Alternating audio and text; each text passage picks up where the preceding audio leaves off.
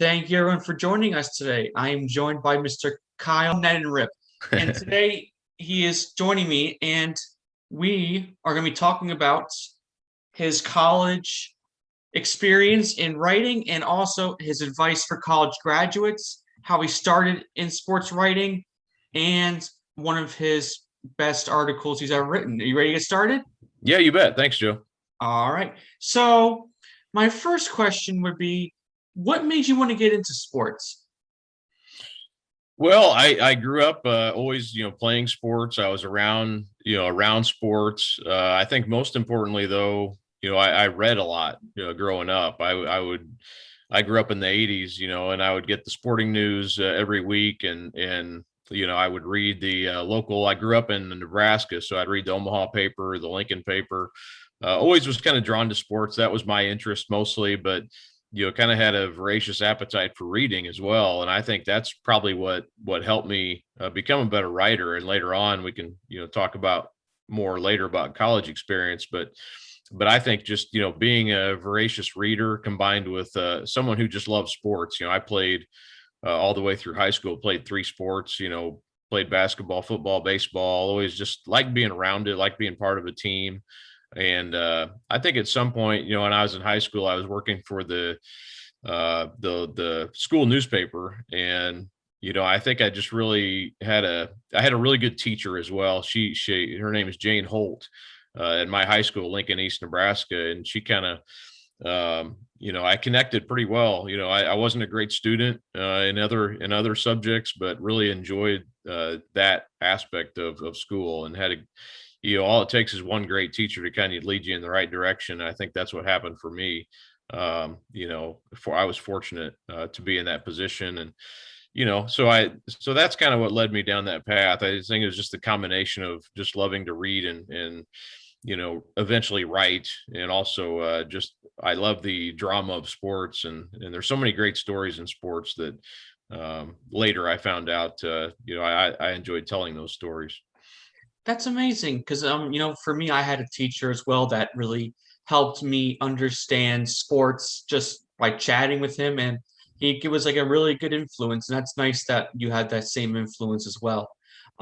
So what was one of your very first jobs out of college in sports writing?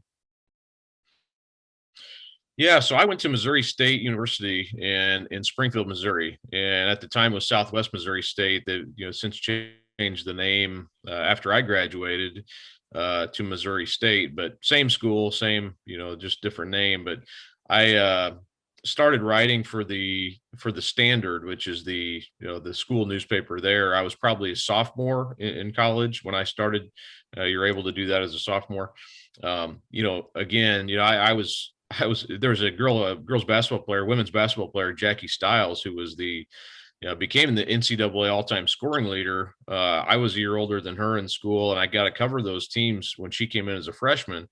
That happened to be my beat, and they were top 25 team. She was awesome, to cover. They would pack. I mean, they had 8,000 fans at the games, and I was, it was a great experience for me to be able to cover something that people cared about right out of the gate. But I covered in college. I covered a lot of women's sports, softball, volleyball, women's basketball. It helped out on some other things as well. But so kind of got my feet wet with that, for a couple of years of doing that. And then as I was still in college, I got an internship at the local paper there, the Springfield News Leader. And I came in, I was, I believe, a junior in college, and it was supposed to be, a semester internship, and you get college credit for that. But they had me working, Friday, Saturday nights as a copy editor. And, I would come in and edit copy for the Sunday paper, the Saturday paper on Fridays. And then, so that again, it goes back to reading. I always think that being a copy editor helped me eventually, because I would have to read all the copy. Back then you'd have to, cut out whatever to get it to fit for the print paper. Eventually that led to me. Well, eventually after about 2 months, they hired me as a part-time. I was getting paid then. I was still in college, but I was working part-time.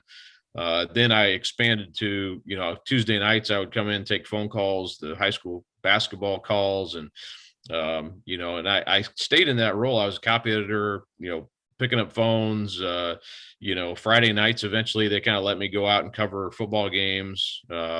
Sunday nights, I was pretty much every weekend night I was working, which it kind of ends your social life basically. But, I was going to be willing to do whatever it took to get my foot in the door. Sunday nights, I was putting out the Monday paper, that I was laying out the pages, and I was in charge of the sports section on Sunday nights, which was, that was great. I remember at the Game 7 of the 2001 World Series when, the Diamondbacks beat the Yankees, and, sitting there watching that as I was putting out the paper late, Sunday night, and, a lot of stuff like that. That was fun, but I wasn't really, I always wanted to be a writer, not a pagination, not a layout or copy editor. So eventually that led me to, getting a full-time writing position there. That was after I graduated. And I graduated in December of 2000. They hired me. It took a little while. It was probably 2001, right around 9/11. I got my first full-time job there.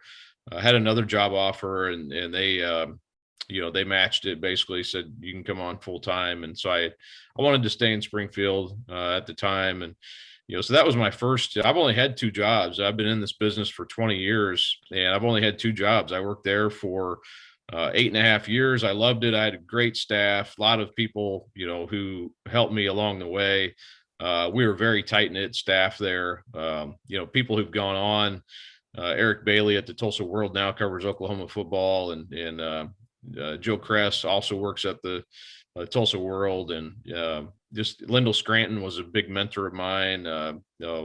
Larry Hazelrig, who's since passed away. Scott Purrier was a columnist there. Jim Connell. We had a really great staff, and so I stayed there until 2008, then came here to the Indy Star, and I've been here ever since. So it's been a pretty, I'm a creature of habit, I guess. I don't like to make a lot of moves, and I've had some opportunities to go other places, at both places I was at, and I've always kind of liked where I was. So I think if you're happy what you're doing, you always kind of try to create new opportunities for yourself. But I think I've been lucky. I've been with Gannett owns both those papers I've been at, and I've been with Gannett for, I started in March of 2000. So, over 21 years total now. So I've been pretty lucky to just be at two stops.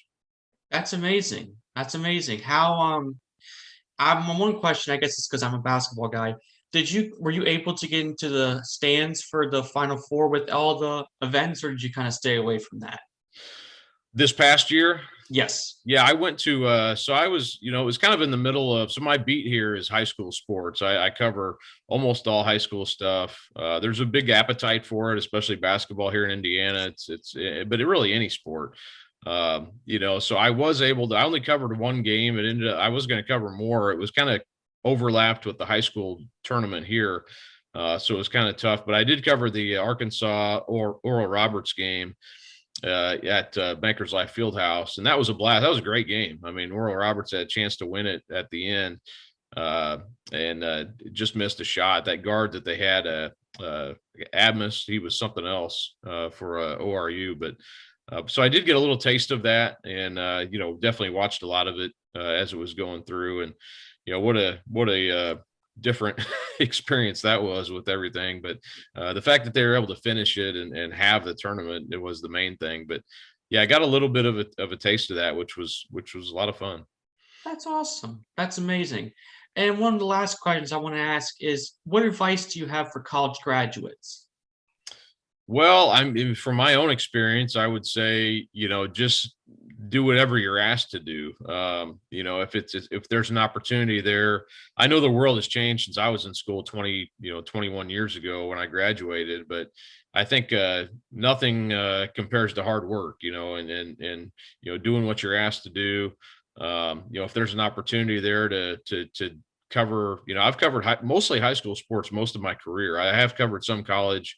I've helped out with NBA, Indy 500, all kinds of stuff here as well. But, I would say more than 90% of my career has been spent covering high school sports. And, there's people who look down on that, and think, well, it's just a stepping stone to something better. And it can be that. But I will say at the same time, there's nothing, at times there's nothing harder than covering high school sports. I mean, you have, but there's also unlimited opportunities for you. There's so many stories out there that can be told. So I think it's either a great stepping stone or it can be a career path, and so don't overlook those opportunities. That's where most of probably your sort of entry level opportunities will be, is come in and help cover high school sports. And if you can prove yourself on the high school beat, there may be opportunities there for you elsewhere, or you may find that you like covering that, and that can be something that you can do. But I say always, my advice too, just as a reporter, always keep your ears open and your eyes, and even if somebody, I've learned this over the years, even if somebody's mad at you and they want to correct you and tell you you're wrong, be nice to that person, because maybe down the road they'll be able to help you out. And I multiple times, I used to be, not combative, but you kind of get defensive when people do that to you and you shut them off. But I've learned over the years, be open-minded to that person, and eventually they may be an ally for you to tell you a great story or be a source for you. So it's kind of the old golden rule, is just treat others like you want to be treated, but they're not always going to treat you like you want to be treated. But if you do that to them, they'll reciprocate, and eventually, it could lead to a good story. That's happened to me a lot of times. So that's some advice I would give too. I think that's just something you learn over time though as well. Do you think having no in your vocabulary is something that you shouldn't have? You think it should always be like a yes compared to saying the occasional, not occasional, like if you have to say no one time, or would you say in sports writing, never really say the word no? No, I think you have to say, I mean, you're going to have to, stick up, because I mean, there's going to be times where, I'm guilty of this too, where you kind of get burned out, and you need to say no from time. Yeah, it'd be better maybe if somebody could help me cover this, or if you could send somebody else to this, and free me up to have a day off or do something. And I'm definitely guilty of, I don't do that enough, for sure. I always kind of take on probably more than I'm supposed to, but or more than, so it's kind of a self, you have to gauge kind of where you're at. And I think really too, it's about finding, I think I've done better with this over time. It's taking time to tell the good stories and maybe letting some other things go. You can't always, because with Twitter and social media and everything, you could constantly be just cranking stuff out nonstop, and it really just never ends, but at the same time, do you want to tell a story that's going to be remembered and have some impact, or just constantly just writing, just generic stories? So, so there's some give and take. I mean, we are a 24/7 news cycle, and, we're a daily newspaper, so you have to crank out some of that stuff. But you also want to take time to tell the really good stories too, and carve out time to, make something that's going to be really special. I think that's something over time. I think you learn that. And I think some people have that knack. I didn't have that knack when I first started. I think that's something I've learned over time. But I think, that's very important, to this business as well. Those are the stories you're going to look back on, 5-10 years from now, that are really going to have an impact on people. That's awesome. Well, thank you very much for joining me today. I really appreciate all the insight and advice you've given. No problem. Thanks for having me on, Joe. You're very welcome, and thank you everyone for listening.